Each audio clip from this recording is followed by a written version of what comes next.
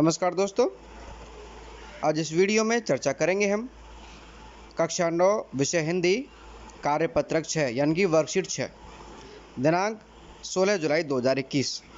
इसमें आपके लिए एक अपठित गद्यांश है, यानी कि वो गद्यांश जो पहले आपने कभी नहीं पढ़ा। तो इस गद्यांश में आप देखेंगे यहाँ जो ये शीट आई है इसमें बहुत छोटे छोटे अक्षर हैं, तो इसमें दिखने में आपको आपत्ति होगी, दिक्कत होगी, तो इसलिए हमने इसको थोड़ा सा बड़ा करके लिख दिया है। तो यहाँ से हम इसको पढ़ना शुरू करेंगे।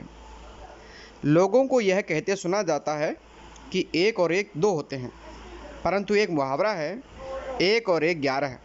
इस कथन का अभिप्राय है एकता में शक्ति होती है। जब दो व्यक्ति एक साथ मिलकर प्रयास करते हैं तो उनकी शक्ति कई गुनी हो जाती है। मनुष्य एक सामाजिक प्राणी है। समाज में अलग अलग इकाइयों के समूहबद्ध रूप है, जिसमें हर इकाई समाज को शक्तिशाली बनाती है। व्यष्टि रूप में एक व्यक्ति का कोई महत्व नहीं। लेखक यहाँ कहते हैं कि संगठन में शक्ति होती है।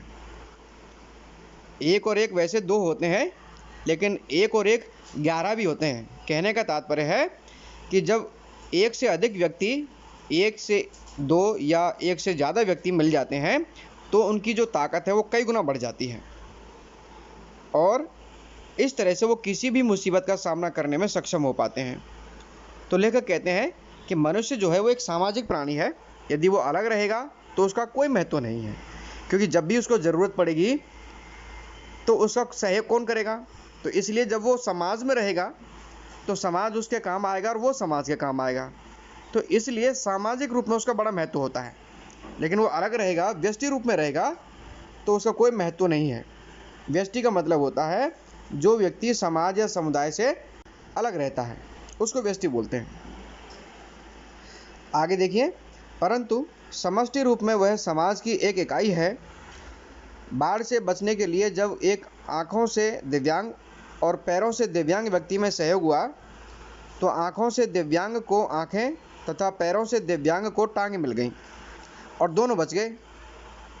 बहुत बढ़िया उदाहरण दिया है लेखक ने कि यदि कोई दिव्यांग व्यक्ति भी है, एक आँख का अंधा है और एक पैरों से लंगड़ा है, तो लंगड़े व्यक्ति की लिए जो टांगें हैं वो अंधे व्यक्ति की मिल जाती हैं, यानी उनका सहारा मिल जाता है, और अंधे व्यक्ति को लंगड़े व्यक्ति की आंखों का सहारा मिल जाता है।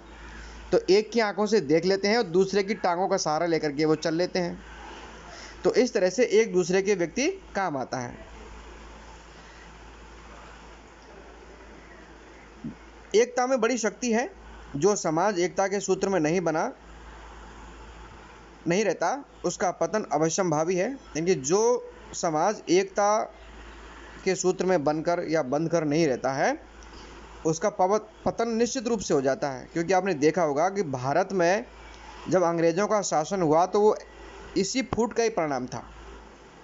अंग्रेज आए, उन्होंने यहाँ पर फूट डाली और एक एक करके सारे राजाओं को जीत लिया, अपने अधिकार में ले लिया, और इस तरह से पूरा भारत उनका गुलाम हो गया। तो भारत की स्वतंत्रता इसी फूट का परिणाम थी। जब भारतवासियों ने मिलकर आज़ादी के लिए संघर्ष किया तो अंग्रेज़ों को यहाँ से भागना पड़ा। गणित में शून्य के प्रभाव से अंक 10 गुने हो जाते हैं, अतः समाज का हर व्यक्ति सामूहिक रूप से समाज की रीढ़ होता है। तो जब लोग इकट्ठे होते हैं तो उनका बड़ा महत्व होता है, उनमें बड़ी ताकत आ जाती है। जब भारतवासियों ने मिलकर के अंग्रेज़ों का सामना किया तो भारतीय जीत गए और अंग्रेज़ों को यहाँ से भागना पड़ा। एक उदाहरण और दिया है कि जब गणित में शून्य का प्रभाव, यानी शून्य यदि अलग से हो 0 तो उसकी कोई वैल्यू नहीं होती, लेकिन जब उसे किसी अंक के साथ जोड़ देते हैं तो उसका महत्व बढ़ जाता है। यदि 1 के साथ शून्य जोड़ेंगे तो 10 गुना हो गया, यदि 1 0 और जोड़ देंगे तो फिर 1 से वो 100 गुना हो जाएगा, अर्थात 10 गुना उसका महत्व बढ़ जाता है। अतः समाज का हर व्यक्ति सामूहिक रूप से समाज की रीढ़ होता है। तो आइए अब आते हैं इसके प्रश्नों पर। इसमें 5 प्रश्न हैं। पहला प्रश्न, मुहावरे के अनुसार 1 और 1 11 क्यों होते हैं?